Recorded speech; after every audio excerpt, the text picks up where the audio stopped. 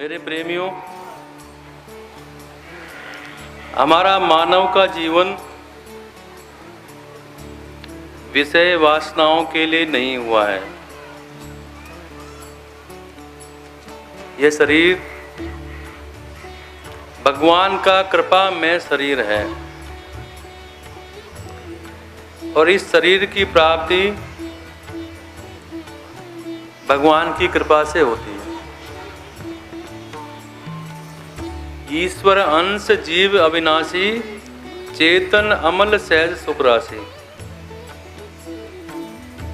ये मानव का शरीर हमें केवल परमात्मा की प्राप्ति के लिए मिला है, इसलिए हमें भगवान में लग जाना चाहिए।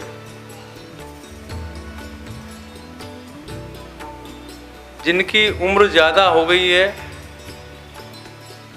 उनको तो भगवान में लगना ही चाहिए, पर जिनकी उम्र छोटी है उनको भी भगवान का सिमरन करना चाहिए।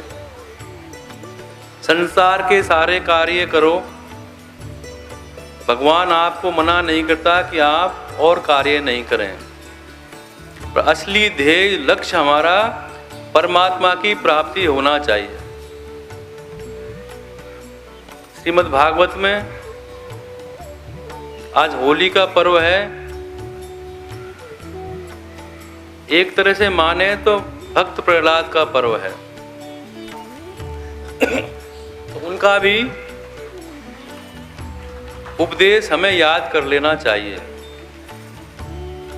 श्रीमद् भागवत में प्रहलाद जी असुर बालकों को उपदेश कर रहे हैं कि कौमार आचरेत प्राज्ञो धर्मान भागवतानिह दुर्लभम मानुषम जन्म तदप्य ध्रुवमर्थदम। इस संसार में मानव जन्म अति दुर्लभ है, ऐसा प्रहलाद जी कहते हैं। और गोस्वामी तुलसीदास जी ने भी मानस में लिखा है कि बड़े भाग्य मानुष तन पावा, सुर दुर्लभ सब ग्रंथ ही गावा। तो ये मानव का शरीर बड़ा ही सर्वश्रेष्ठ है। इसके सहारे हम परमात्मा को प्राप्त कर सकते हैं। और मेरे प्रेमियों, इस बात को कोई नहीं जान पाया कि इस शरीर का अंत कब होने वाला है। इसलिए बुद्धिमान पुरुषों को चाहिए कि वह यौवन अवस्था और वृद्ध अवस्था का विश्वास ना करें और बाल्य अवस्था से ही प्रभु प्राप्ति के लिए साधन हमें करना चाहिए। और प्रहलाद जी का चरित्र हमें यही सिखाता है कि बाल्य अवस्था से ही प्रभु का भजन करना चाहिए। सभी माता पिताओं को चाहिए कि वो अपनी संतानों में धार्मिक संस्कार उत्पन्न करें। मानव शरीर की प्राप्ति भोगों के लिए नहीं, भगवत भजन प्रभु की प्राप्ति के लिए है। मेरे प्रेमियों, ईश्वर नित्य है और शरीर अनित्य है, किंतु इस अनित्य के शरीर से ही ईश्वर की प्राप्ति होती है। अतः मानव देह की महिमा बड़ी भारी है।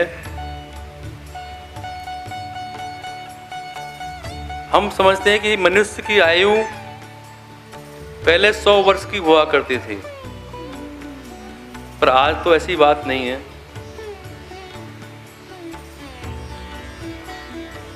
इसमें आधी आयु हमारी सोने में चली जाती है, निद्रा अवस्था में चली जाती है, और उसका चौथा भाग बाल्य अवस्था और कुमार अवस्था में चला जाता है। और मेरे प्रेमियों, बाल्य अवस्था में अज्ञानता रहती है और कुमार अवस्था खेलने कूदने में हम बिता देते हैं। और जो वृद्धावस्था है वो भी निरर्थक है, उसमें हम कुछ कर नहीं सकते। तो बचा क्या हमारे पास? बहुत कम समय बचता है।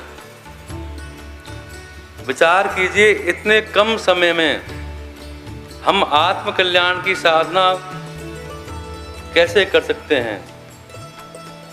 इसका विचार हमें करना चाहिए। इसका हमें हमेशा ध्यान रखना चाहिए।